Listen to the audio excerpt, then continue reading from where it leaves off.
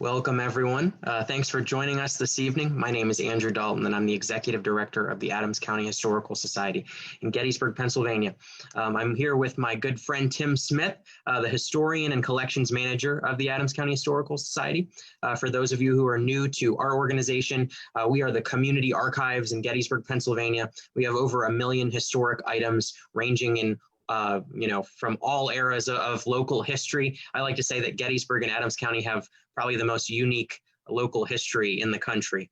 But we're very proud of that, and we're excited to share more of these incredible stories with you. And one of those stories that you may not have heard so much about is what happened in the days and the weeks that led up to the Battle of Gettysburg. What were the events that took place throughout the county, not just right in the town, that precipitated the battle? And for that, we're going to delve into something that's commonly known as Jubal Early's raid. Some of you may be familiar with it.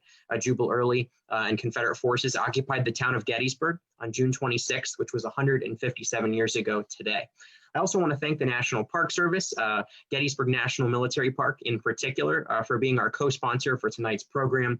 We are very excited, really thrilled to be participating in the official Park Service anniversary programming this year. We're also going to have programs over the course of the anniversary, July 1st, 2nd, and 3rd. So please like our Facebook page as well as Gettysburg National Military Park Facebook page, and you'll receive updates about those programs. So Tim, I think I want to start out just by asking you, why do you think the events of June 26th and all these other precipitating, skirmishes and activities throughout southern Pennsylvania, why are they really not paid attention to as much as the Battle of Gettysburg? Well, I think the events that occurred prior to the battle are very important to the people who lived through them. And at the moment, they seem like they're horrendous or horrific events. But, after the 3 days of the Battle of Gettysburg, of course, one of the most traumatic events for the people involved in American history, and of course, the bloodiest battle in American history, everything that occurred prior to that seems like it wasn't really that important and it wasn't really that significant. And everything is focused on that 3-day event. And some of the things that happened earlier are sort of overshadowed by it. Now, we're going to start off by recapping some of the information that we learned on Tuesday night. And of course, for the people that didn't see the program on Tuesday night, we talked about the activities on June 23rd. So on June 15th, 1863, the advanced elements of the Southern Army invaded Pennsylvania and reached Chambersburg. Let's go to the next slide.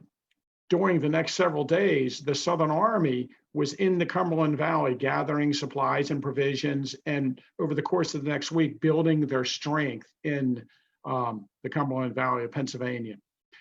We talked about last Tuesday night, there was a guy named Major Granville O. Howler of the 7th United States Infantry. When the Southern Army invaded Pennsylvania, he went to Harrisburg. He was formerly with the Army of the Potomac, but was on sick leave, went to Harrisburg, and he was assigned to Darius Couch as an aide to camp. Howler was sent to Wrightsville. He actually surveyed the defenses of the Wrightsville Bridge along the Susquehanna. Then he rode to York, Pennsylvania, talked to people from York, which was his hometown. And then he came to Gettysburg. And in Gettysburg, he organized local forces to try to gain some information about the Southerners in their early stages of the invasion, and also tried to organize local forces to defend Adams County if the Southern Army would move in this direction. Let's go to the next slide, Andrew. And then Darius Couch was responsible for a few different units that ended up participating in the actions of June 26. So we'll talk about. Okay, let's go to the next slide. Darius Couch and the authorities in Harrisburg, which was part of the Department of the Susquehanna, a newly formed department in a newly formed military district at that time, and Granville Howler believed they could contain the Southern invasion to the lower Cumberland Valley. So they brought some troops down from Harrisburg down Route 11 through Shippensburg to block off the route to Harrisburg.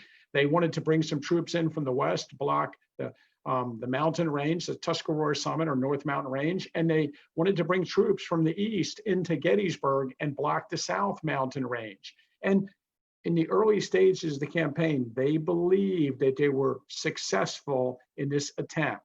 Now, looking back on it today, we know the Southerners were content to occupy the lower Cumberland Valley, and they were moving large forces of infantry into that area, and they were getting ready for a major breakout. Let's go to the next one. Part of Howler's force was local, and Captain Robert Bell, on June 16th, the day after the invasion, went to Harrisburg, met with Governor Curtin, said that there was a local group of men who wanted to form a cavalry unit, and they had been a militia unit in 1862, and they were offering their services to the governor. But Governor Curtin said, go back to Gettysburg, organize the men, but stay there, and I'll send someone there to muster you in. I want you to work as scouts in the area. And of course, that's when Granville Howler came and mustered them into federal service. During the Gettysburg campaign, they were the Adams County Cavalry. Later, they would become a company in the 21st Pennsylvania Cavalry. But here, Robert Bell had about 40 men in the Adams County Cavalry. Let's go to the next slide. Another unit that was involved in the early period of the invasion was the first troop of Philadelphia City Cavalry, commanded by Samuel Randall, who was a United States congressman from Philadelphia. And this was a volunteer group. They were not mustered into federal service. This got him into a little bit of trouble later, because if you were injured or wounded, then you weren't allowed to collect a pension with the federal government. One guy broke his leg during the campaign and was not able to work afterwards, and was denied compensation because they didn't muster in officially. But this unit, and again, it seems like it's about 40 men, came into the town and were part of the force that we're going to talk about on June 26th that confronted the Southern advance. And let's go to the next one. We also had a local group of scouts come in by David McConaughey, a local attorney. And this, we actually have a list of some of the men that acted as scouts under him. And this was an informal group of men, mostly older men, but a couple younger men.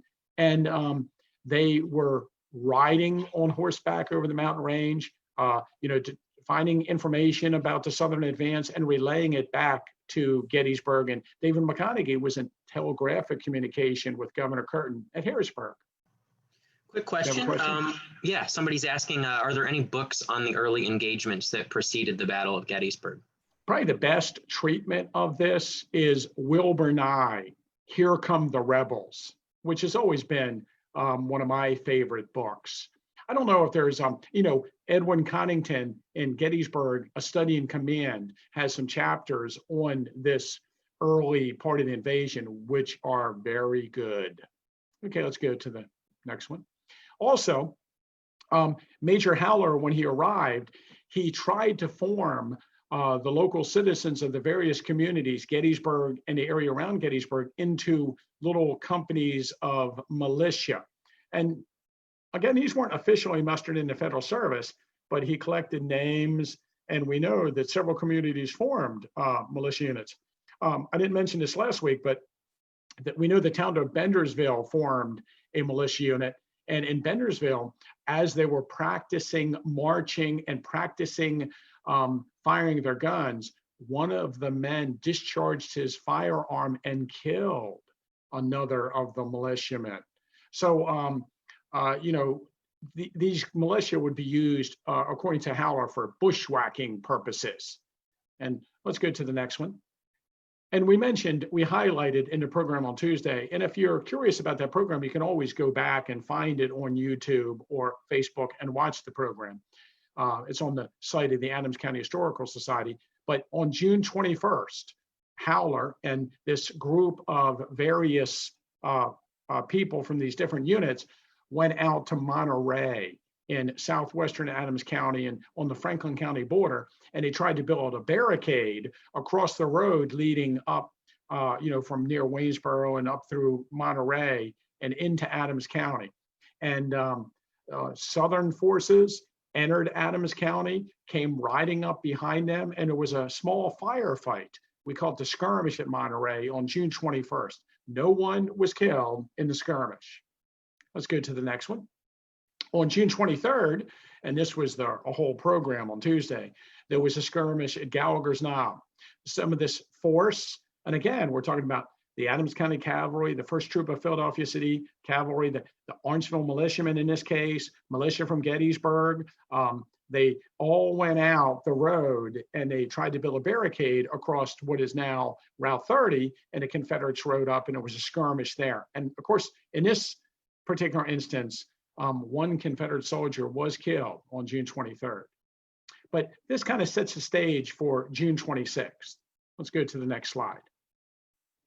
So, I'm sorry. So this is the map we talked about on Tuesday night where the skirmish occurred, just out west of Cashtown. And we talked about that. Let's skip to the next one.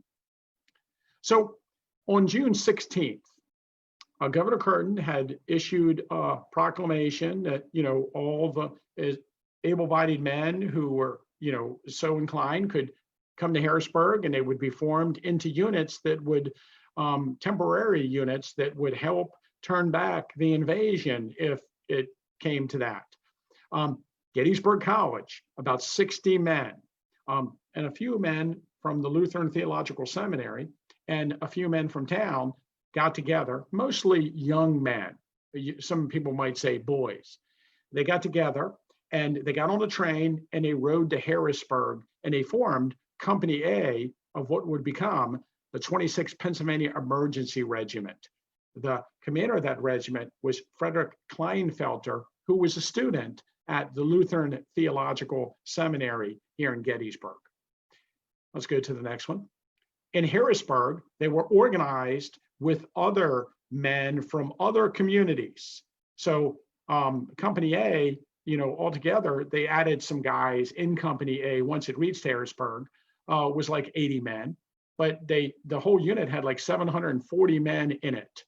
And the idea was they would be armed and trained and sent back to Gettysburg. Well, they were equipped with uniforms, they were given muskets, they had 1 day of training, and then they were sent back towards the town. Let's go to the next one.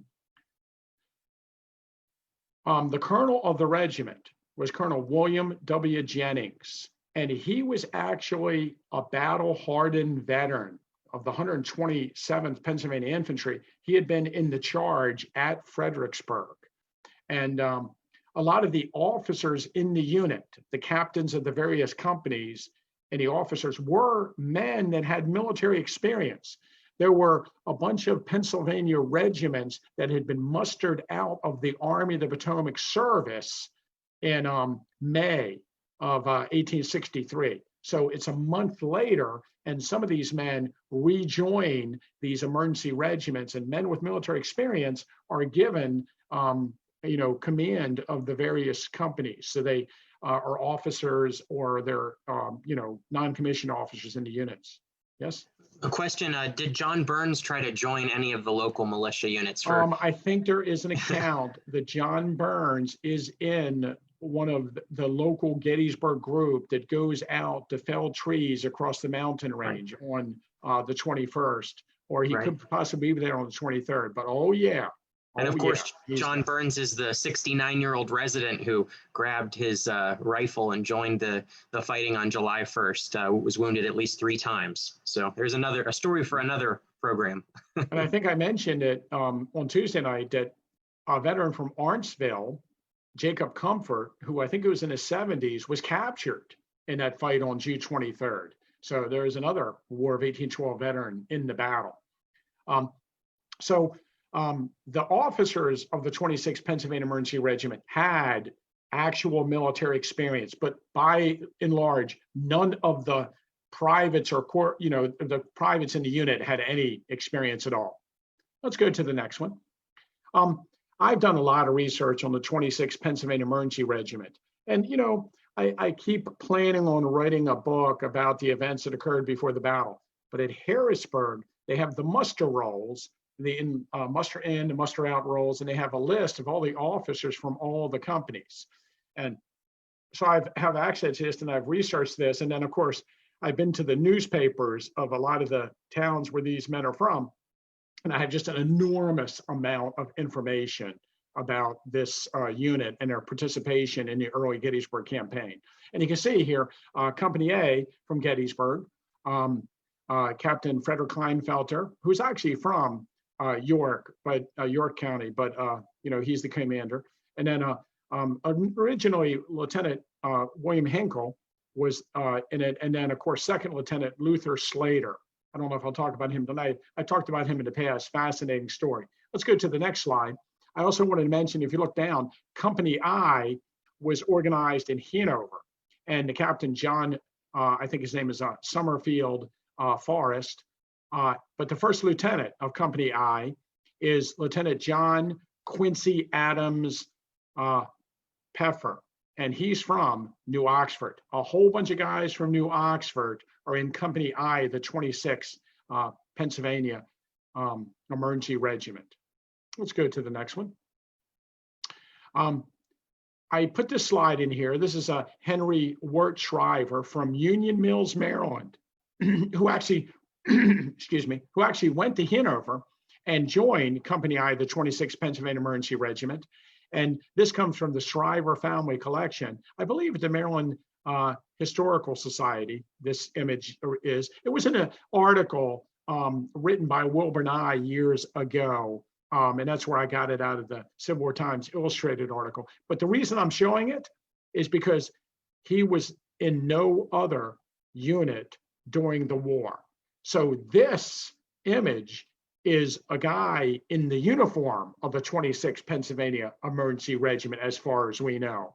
So we don't have, to my knowledge, another image of a guy in this unit who was only in that unit. Like the one I showed to the colonel, that's his regimental uniform from the 127th. Let's go to the next one. So the plan is that the 26th Pennsylvania Emergency Regiment, along with other emergency regiments, are being organized at Harrisburg.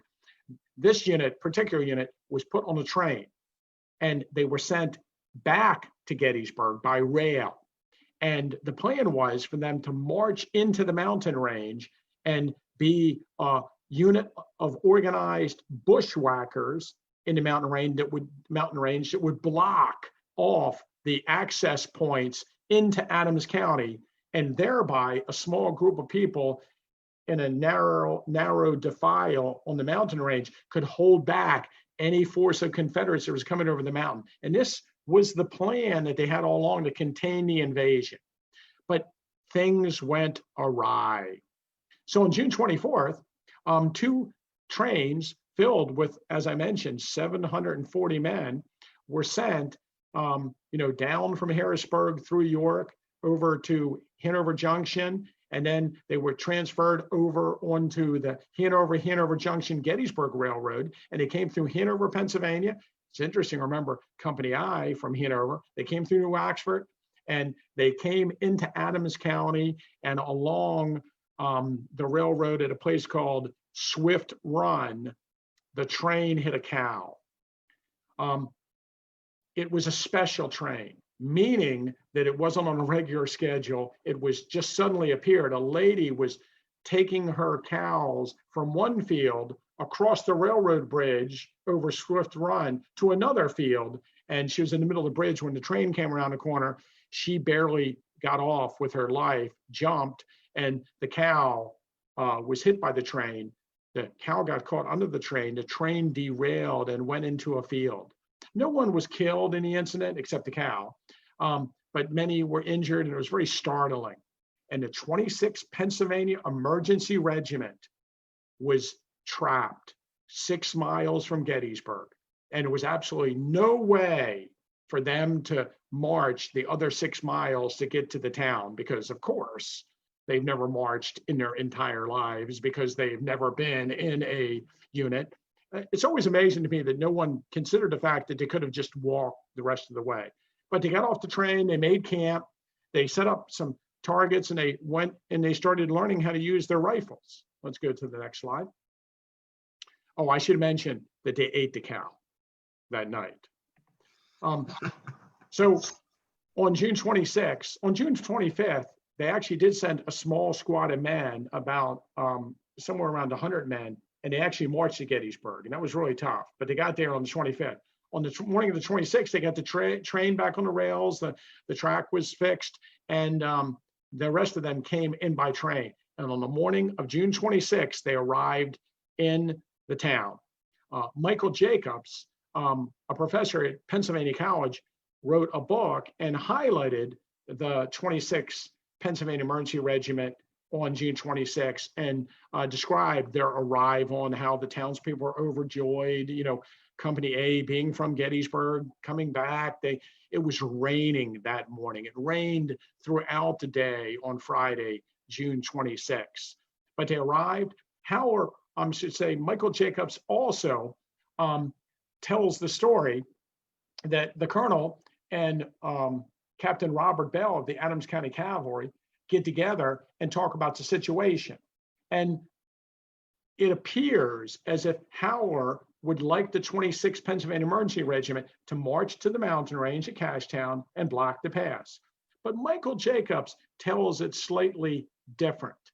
He insinuates that Howler knows that the Southern Army is crossing the mountain that day, and he knows the Southern Army is coming, and he sends the 26th Pennsylvania Emergency Regiment out to meet them, and he sacrifices them to buy time. And I think he insinuates for him to buy time so he can get away. But in point of fact, I don't think there's any way that he anticipates that Southerners are coming that day. He's just trying to fulfill his plan of blocking the mountain range. So after a couple hours, the 26th Pennsylvania Emergency Regiment, the Philadelphia City Troop, and Adams County Cavalry go riding, or out Route 30, and they get 4 miles outside of town, 3.5, 4 miles to Marsh Creek. Let's go to the next slide.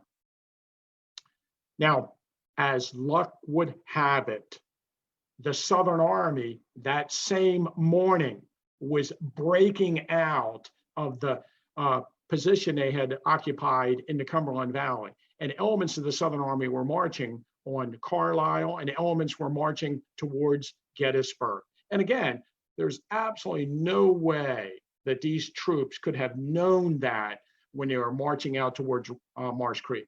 Let's go to the next slide. So Richard Ewell was in command of the vanguard of the Southern Army as invaded Pennsylvania. And when you look back at what exists in the official reports as far as correspondence between Robert E. Lee and Richard Ewell, it appears as if it's Richard Ewell's plan to bring his troops up into the Cumberland Valley and then break out and send Jubal Early over the mountains towards the Susquehanna River to cross Adams and York County and perhaps capture a bridge at the Susquehanna River at Wrightsville. There's no mention early on of burning the bridge.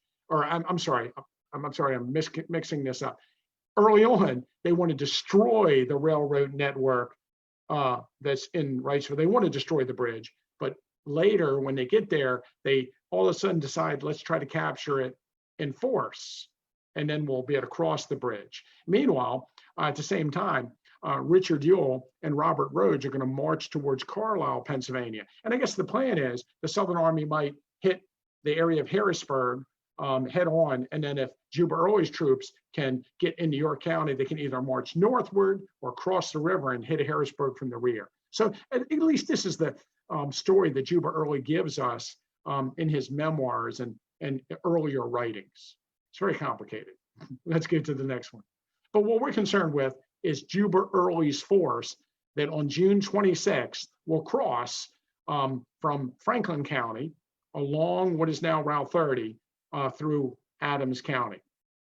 Now, on the night before, maybe on June 25th or in the early morning hours of June 26th, they burn Thaddeus Stevens Iron Works at Caledonia Furnace to the ground.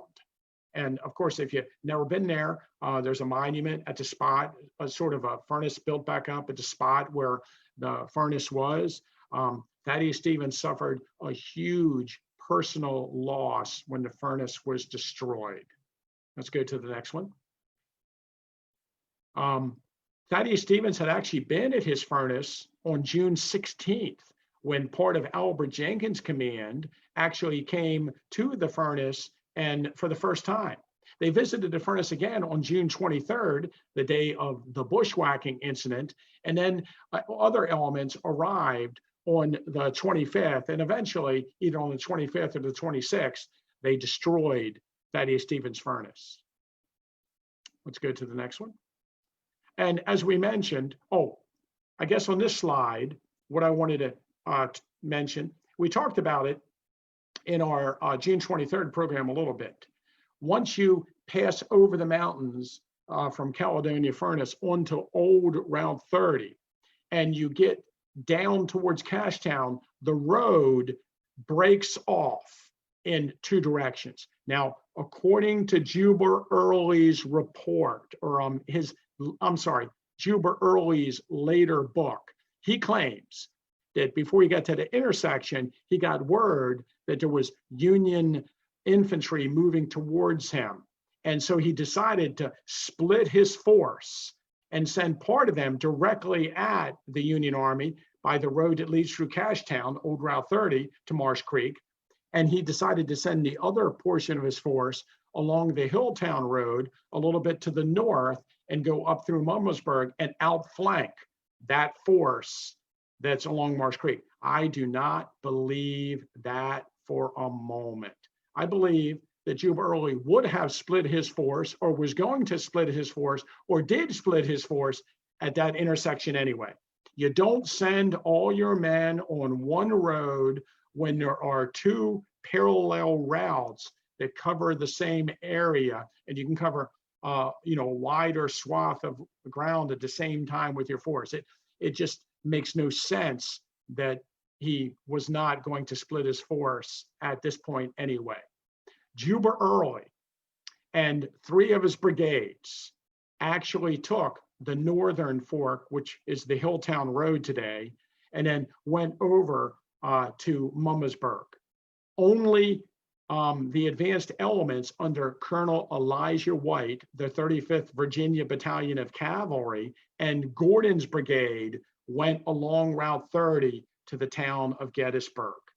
And it was at that intersection that they split their force. Now, Jubal Early didn't go very far on the Hilltown Road before he came to the house of Mary Brugh. Yes, B-R-U-G-H on this map, Brugh. Yeah, you got to say it like a German. Henry Hahn, do you see Henry Hahn lives right next to her? Remember, 3 days earlier, Henry Hahn shot and killed a member of the 14th Virginia Cavalry. He's probably not at his house on June 26th, when his force comes walking by. But Jubal Early stopped at Mary Brugh's Tavern. Let's go to the next slide. I just wanted to point out too, for those of you who are having trouble visualizing, there is a new Route 30 and an old Route 30. The new Route 30 is north of the road that we're talking about here. Yeah, the new Route 30 is not on this map, obviously. But here is the Brugh Tavern building. It still stands. It's privately owned. There is a great story here, and there are 3 different sources for the story. One of them written right after the Civil War. But basically, the story is Jubal Early stops here. It goes inside the tavern, and on the wall is the 1858 wall map. Let's go to the next slide. You can see the wall map here.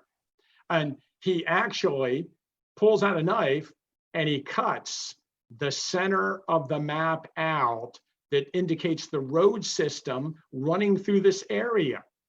Both Union and Southern commanders looked for maps of the area as they came through. And according to this account written in 1866, I believe, 1866 or 1867 off the top of my head, he leaves the outer frame of the map, and the lady, the tavern keeper, she leaves it on the wall.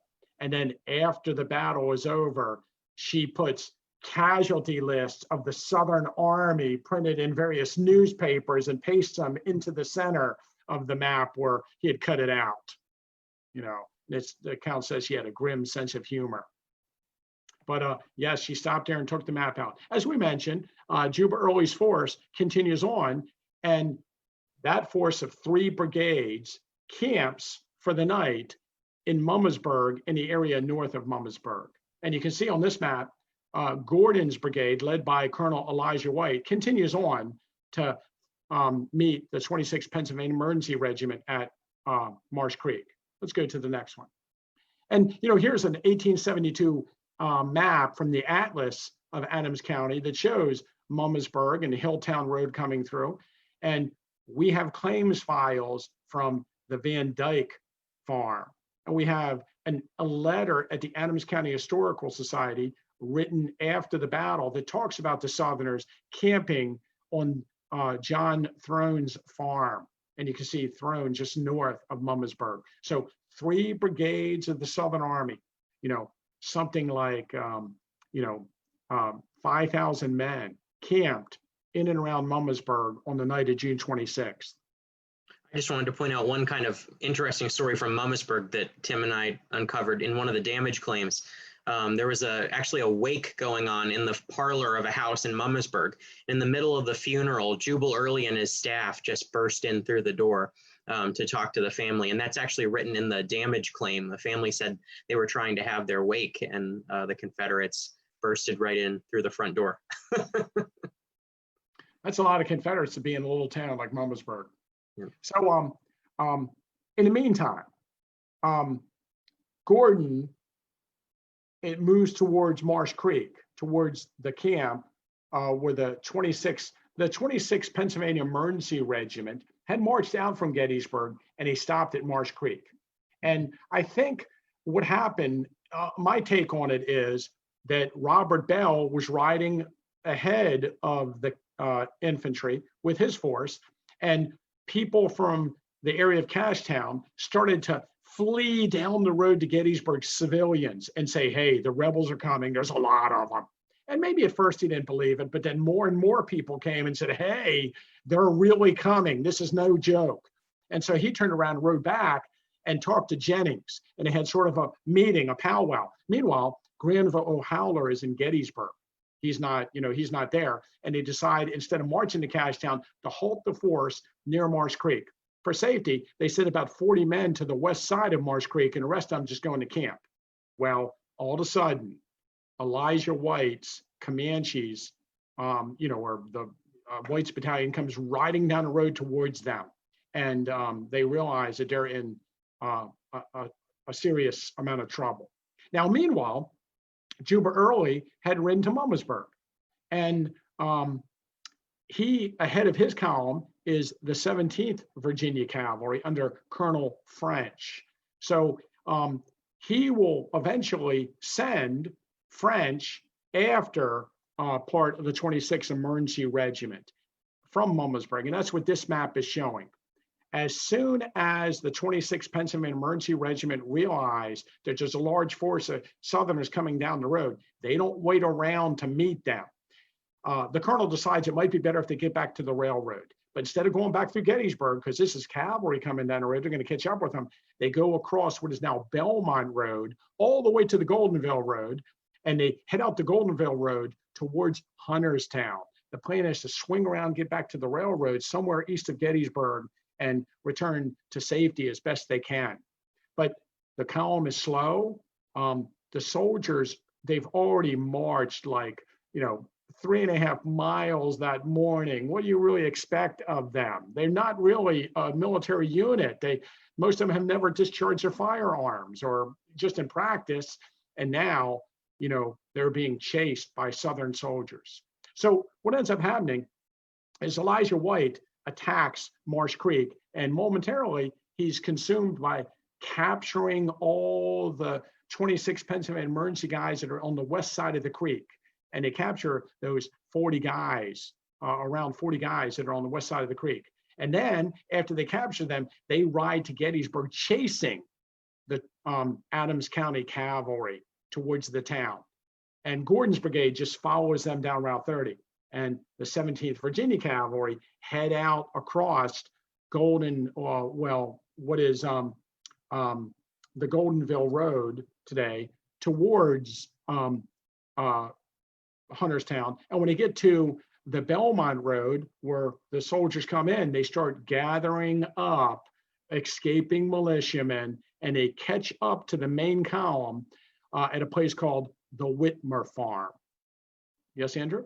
Just a question. Someone's asking how much Confederate cavalry are we talking about here? Because this is obviously independent of Stuart's column. How much Confederate cavalry was there with the Confederate infantry? So I think the whites guys have about, I think it says between 180 and 200 men at Gettysburg. So they're not very big. And, French probably has a couple hundred men. And one thing I always like to point out here is the 26th Pennsylvania Emergency Regiment, and people who write about it later make it sound like this force was surrounded by thousands and thousands and thousands of Southerners. And they have no problem adding up all the Southern troops that are advancing. But in point of fact, they run before a couple hundred men, and they never really fight. It's only these advanced cavalry units that fight against the 26th, and they never meet any any Confederate infantry. Let's go to the next slide. So in this slide, you kind of get an overview of what happened. So it's probably about noon. It's when it starts on June 26th. The Confederates overrun the Union troops at Marsh Creek, and whites guys, and they continue to Gettysburg. When they get to Gettysburg, there's a few skirmishes with Union militia. Meanwhile, at a place called Bailey's Hill, or the Whitmer Farm, along the Goldenville Road, north of Gettysburg, there's a clash between the 17th Virginia Cavalry and the main body of the 26th Pennsylvania Emergency Regiment. Shots are fired. We're not sure that anyone was actually killed. A guy in the 26th is definitely wounded, but on that field, about 170 of the 26th Pennsylvania Emergency Regiment were actually captured. The rest of them basically run. And you can see on the route here they go through Adams County into York County and get back to Harrisburg. And there's lengthy accounts of how they run the rest of the night and into the next day.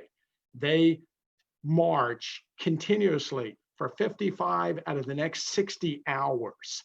And they reach Harrisburg, straggling and scared to death and just out of breath. And it's a pretty kind of embarrassing scene for the Pennsylvania militia at that time. I like to here point out something, that militia will not stand against actual veteran infantry. And time again in the Gettysburg campaign, when battle-hardened Confederate soldiers meet Pennsylvania militia, they run fast. And it's just the way it is. I don't know. We're going to make too much commentary on it. Let's go to the next one. I don't think we should expect that these guys would make a stand. So we have a great drawing by Frederick Ray in the 1960s about the skirmish at Marsh Creek. It kind of says it all. Let's go to the next one. So, and then, and there's a good article written in 1965 by Wilbur Nye that highlights the fight at the Whitmer Farm. He visited the scene. He talked to some local people, older residents who were told by their parents what it was like that day. Let's go to the next one. And again, when Granville O'Hara finds out that this happened, he takes off with a force of men around him and rides to Hanover. And the Adams County Cavalry ride through Gettysburg, and they end up taking off in different directions, and they end up heading towards Hanover and York. And a lot of these, the Philadelphia City Troop, the Adams County Cavalry, they will end up at Wrightsville eventually and be involved in the debacle of the burning of the Wrightsville Bridge. Let's go to the next one.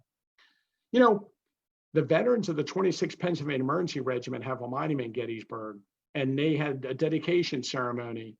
And you can see here a photograph from the ceremony. And it's interesting to read about because they claim that their actions held the Southern Army back for one day. And that one day, in the bigger scheme of things, was very important to the Gettysburg campaign. I would argue that their actions actually sped up the Southern invasion, and the Southerners moved quicker because they were chasing them and got here quicker. So I think they lost a day for us. Let's go to the next slide.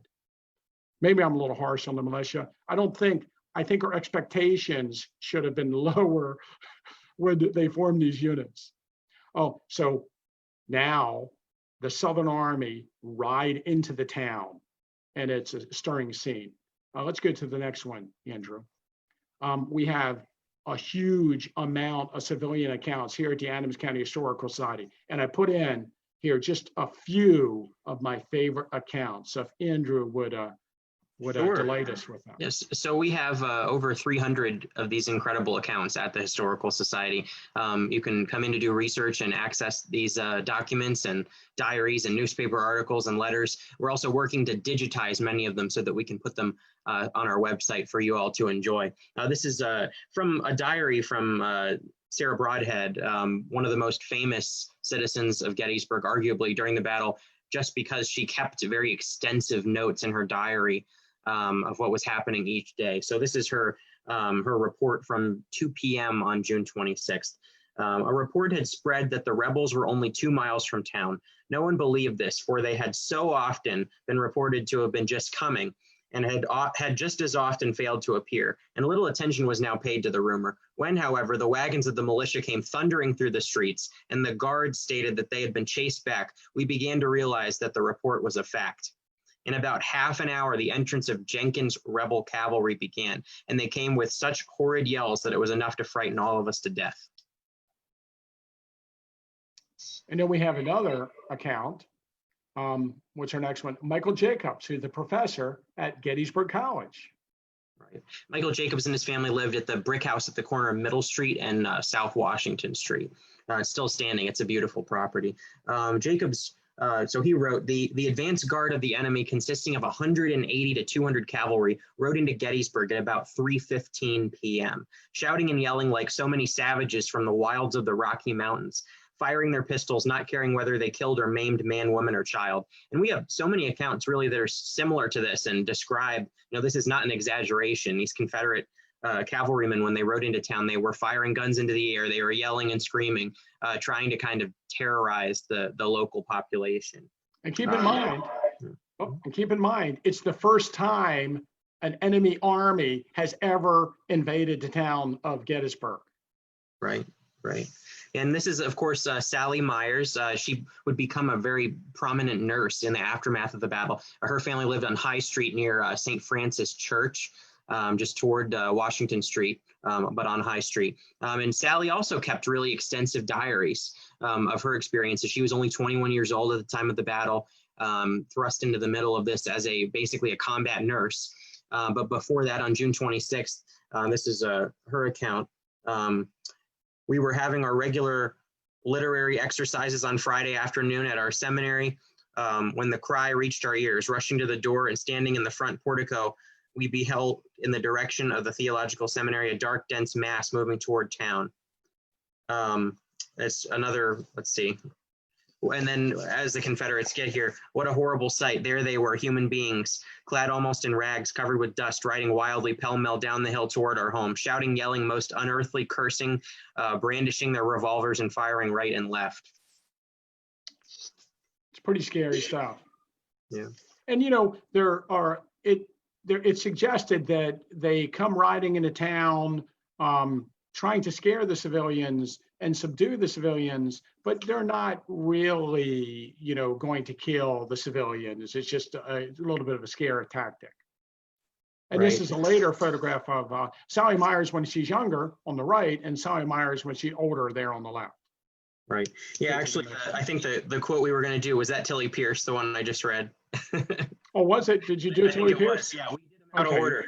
So this one's Sally Myers. About 4 o'clock, the long looked for rebels made their appearance, and such a mean looking lot of men I never saw in my life.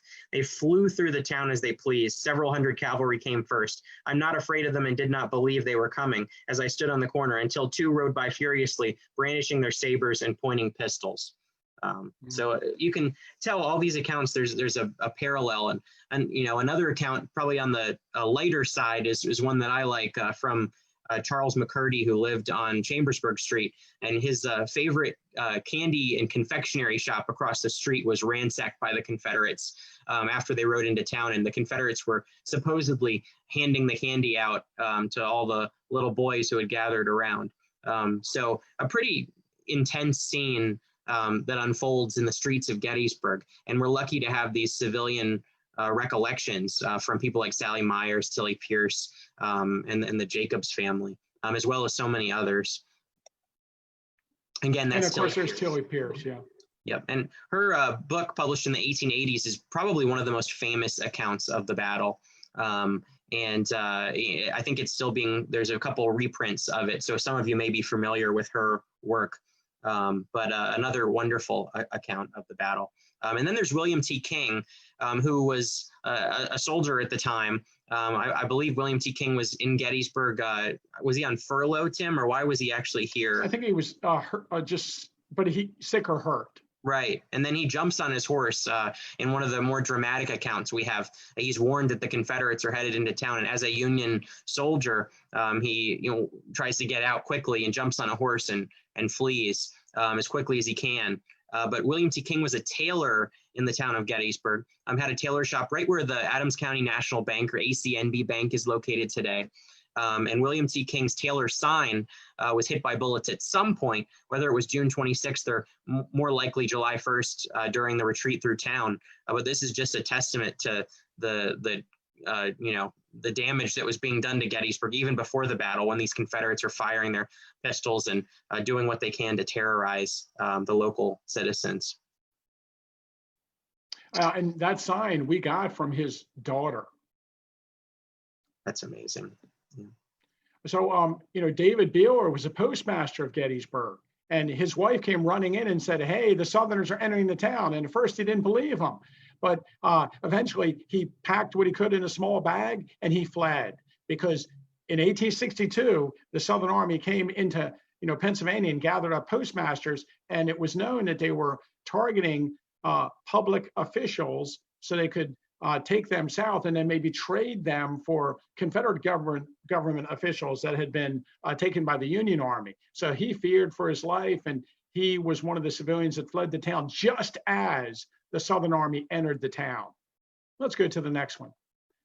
Now, a squad of Confederates was sent out each of the roads. They pursued the 21st Pennsylvania Cavalry out York Street. There was actually a little skirmish near the tollgate house at the railroad with some men that had been left behind by the 26th Pennsylvania Emergency Regiment to guard the train cars that they came in on. They rode out north of town and they rode out south of the town. And of course, a few miles south of the town, one of the Confederate soldiers of Elijah White's command shot and killed George Washington Sandow of Robert Bell's Adams County Cavalry. And there's a monument marking the spot not far from the entrance of Culp's Hill on the Baltimore Pike, noting the fact that he was the first soldier to be killed at Gettysburg, first Union soldier. Let's go to the next slide. Now, Gordon's brigade of infantry came into the town afterwards, and they marched into the town. We're talking about 2,000 men. They camped in the fields east of the town, near where the current giant grocery store is located. There's a good account of where they camp on the Wolf Farm. General John B. Gordon leaves a detachment of his unit in the town. And here's we're in the square looking down Baltimore Street. And eventually, Jubal Early rides from Mummersburg down the Mummersburg Road, and he also comes into the town of Gettysburg to confer with his officers. Let's go to the next one. And of course, Jubal Early sits on a horse in the first block of Baltimore Street, and he writes out a requisition for supplies from the town fathers. Now, this sketch is from the Charles Reed collection at the Library of Congress. It was interesting when I was a kid, I knew this sketch well. It was in the Centennial History of the Civil War, that 1960s large volume put together by Bruce Catton. In that book, this is Jubal Early at Hagerstown writing a requisition for supplies.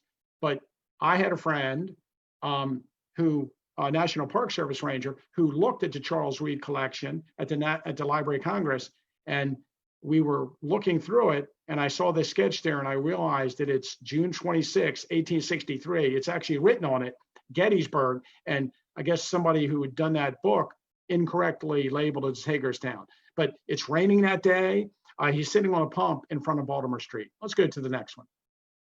And that pump, it can be seen in the 1863 photograph of Baltimore Street from the square by the Tysons. And it's just outside of Moses McLean's house. So just a few doors down from the Schick store in the center of the square.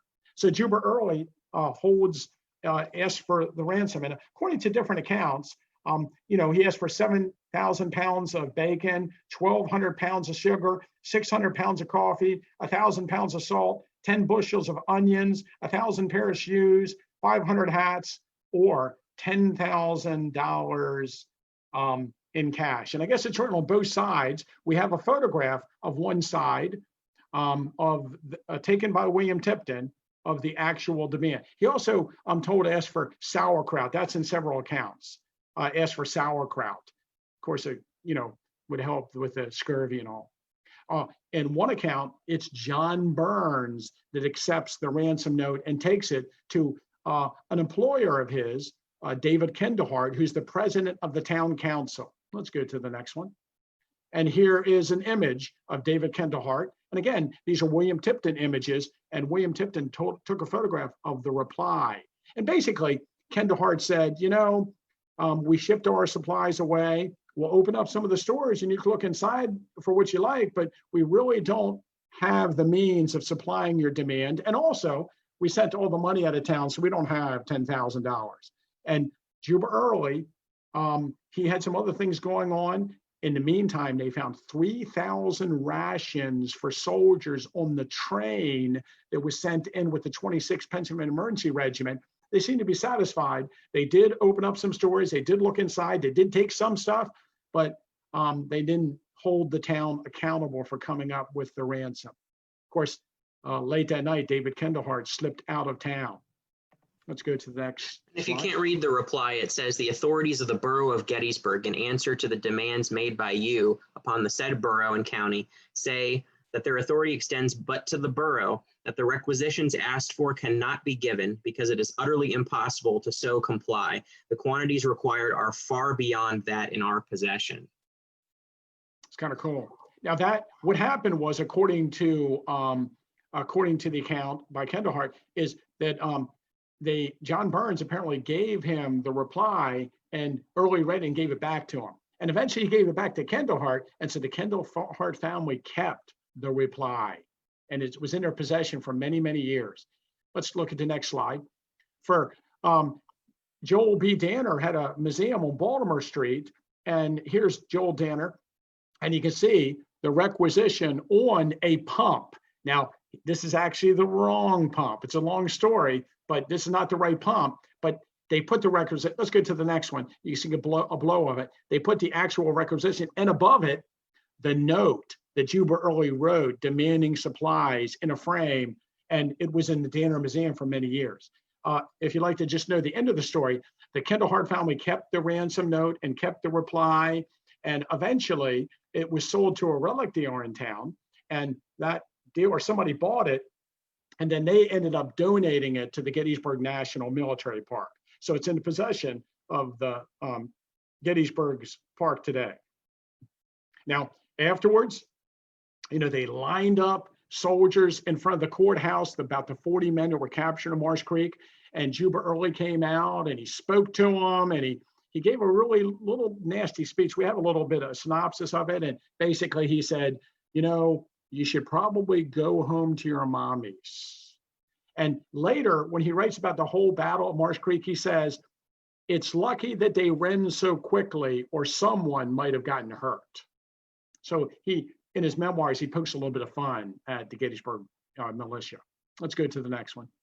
Now, they also destroy the railroad bridge across Rock Creek. Now, we're looking from the railroad over to Route 30 and the Stone Bridge over Route 30, but to our right would be the railroad bridge. They burnt the cars of the 26, and then they took a whole bunch of cars from the railroad out of the freight yard, and they rolled them down and they dropped them into the creek, and they destroyed the bridge. Let's go to the next one. Now, they spent the night in Gettysburg. The next morning, the Confederate Army marched eastward across Adams County. The 3 brigades of Jubal Early that camped near Mummersburg actually, and the Louisiana Tigers apparently camped mostly north of the town, south of Mummersburg, but north of the town along the Mummersburg Road, somewhere, you know, north of where the Peace Light is now. And those 3 brigades marched across through Hunterstown, up along what is 394 and out through Adams County. Gordon's brigade with Captain Waldo's detachment in front of, I think, the 14th Virginia, marched across Route 30 to Abbottstown. And they, like on this map I showed, they destroyed the railroad bridge at Gettysburg. They destroyed Golden Station, a warehouse along the railroad, and they destroyed the bridge of the railroad over Conewaga Creek, a mile east of New Oxford. And then there was a Southern force that under Colonel Elijah White that rode out to Hanover Road to Hanover. And that force, let's go to the next one.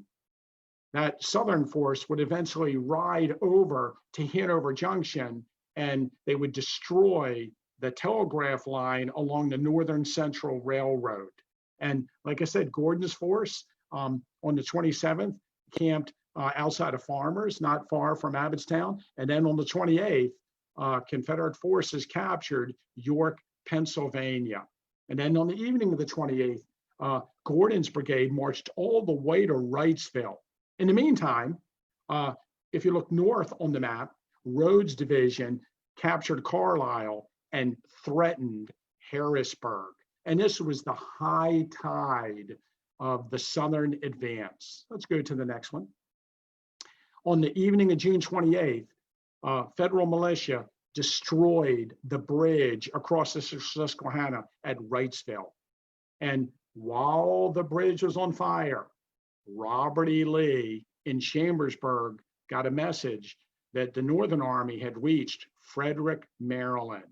And he at that point decided that they needed to recall the troops that were way out in York and all the way north towards Harrisburg. And he gave up his attempt to capture Harrisburg. Let's go to the next one. And that force rallied or concentrated near the town of Gettysburg. And of course, during the first 3 days of July, the events that occurred there, like we said in the beginning, have overshadowed the fact that the Southern Army marched through Adams County the Friday prior to the battle. And I tend to believe if there would not have been this large battle at Gettysburg, we would be making a lot more out of the events that occurred on the afternoon of June 26, 1863. Up, you're on mute. We're still getting used to this, believe it or not, after 2 months.